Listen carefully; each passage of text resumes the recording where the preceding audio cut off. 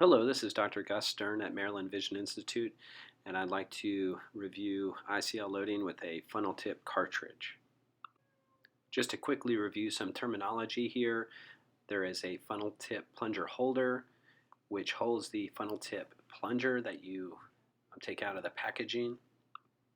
Then the funnel tip plunger is inserted into the injector with the use of the foam tip plunger holder.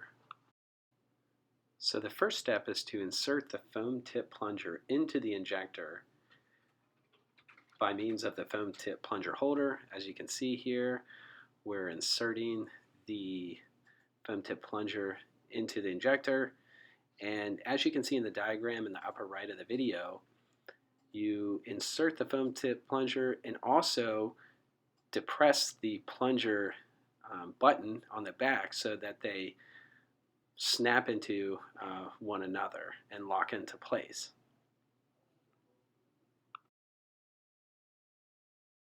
And once the foam tip plunger snaps into place, the foam tip plunger holder can be removed, and you can see here it's snapped into a good position.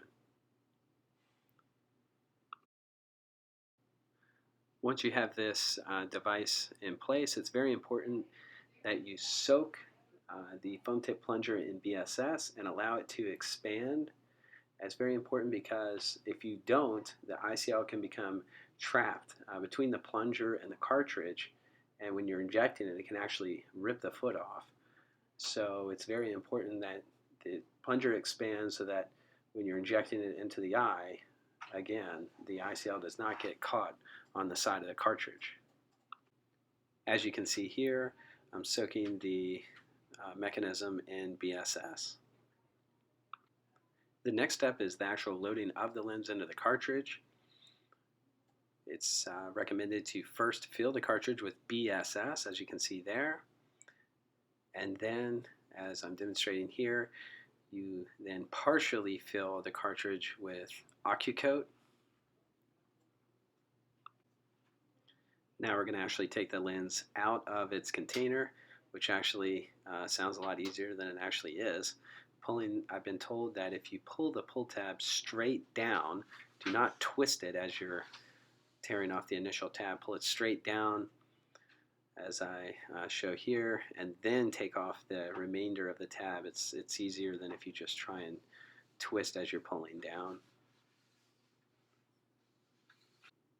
And once you have the top off, I found that the easiest way to extract the lens from the vial is to give it a pretty vigorous shake and turn it on its side to get it off of the bottom of the vial and kind of tilt it so that the lens floats up towards the neck of the bottle. Now I'm demonstrating the use of some forceps recommended by STAAR, the STAAR Rep. They're very expensive, so you could probably just use a McPherson, works as well, but these actually do work really well. This diagram goes over a little bit of the markings that you see on the lens. Of course, you know about the upper right and bottom left being how you orient the lens so that it's right side up. And it has the appropriate vault so you don't inject it upside down inside of the eye. But you also see that there are two other marks on either side of the central optic, and these are centering marks to help with orientation and loading the lens. These center marks are designed to be kept right in the middle of the cartridge as you're pulling the lens through the cartridge up to the tip of the cartridge. Now, if these are not down the middle of the cartridge, then when you inject a lens, it'll inject twisted. So it's very important as you're pulling the lens through the cartridge and you're ready to inject it, you double check and make sure that these centering dots are in the middle of the cartridge. Then you'll know that you'll get a very nice and symmetrical injection of the lens inside of the eye. So here I'm taking the lens out of the vial and double checking that the dots are in the upper right and bottom left and that the lens is going to be appropriately vaulted.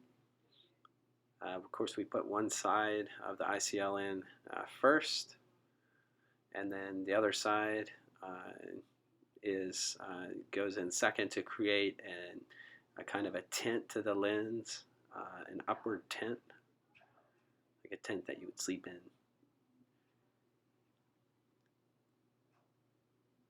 And what I do next is, I double check those centering marks and make sure that the lens is in there very symmetric, and pull it back just a little bit so that when we advance our ICL forceps, you're able to get a good grasp of the lens to pull it through the cartridge.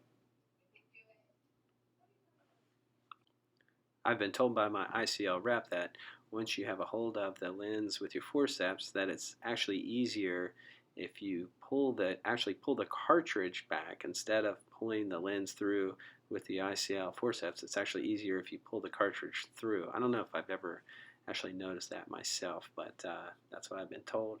I hear you get as big of a bite of the ICL as you can, and then I'm pulling the cartridge back. Apparently it advances easier if you do that. You're going to pull it all the way through, about 1 to 2 millimeters from the tip of the cartridge.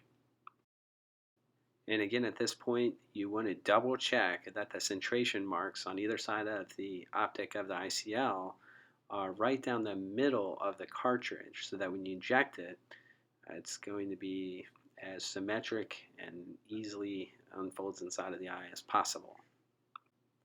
And once you have the cartridge loaded with the ICL, I found that putting it into the injector, just like I did there, I squeezed just a little bit at the base of the cartridge. Otherwise, it's kind of a tight fit to go in there. So you squeeze just a little bit and it'll slide right in and lock it into place. Now at this point, STAAR recommends that you don't keep the ICL in the cartridge for more than 1 to 2 minutes, because if you keep it in there for longer, then it could potentially not open up inside of the eye properly. So not more than 1 to 2 minutes. And as you saw there, I advanced the foam tip plunger so that it's in the barrel of the cartridge before you start to inject it inside of the eye. So at this point, we're going back to surgery and just injecting the ICL. It's a very nice and even opening inside of the eye for this particular case, and I didn't have to pronate or supinate the cartridge. It just went in there nice and symmetric and opened up. Just take your time putting it in, and this one opens up very nicely inside of the eye. And basically that's it. So thank you. This is Dr. Gus Stern at Maryland Vision Institute. Just wanted to show a quick video on how to load the ICL into the cartridge. Thank you.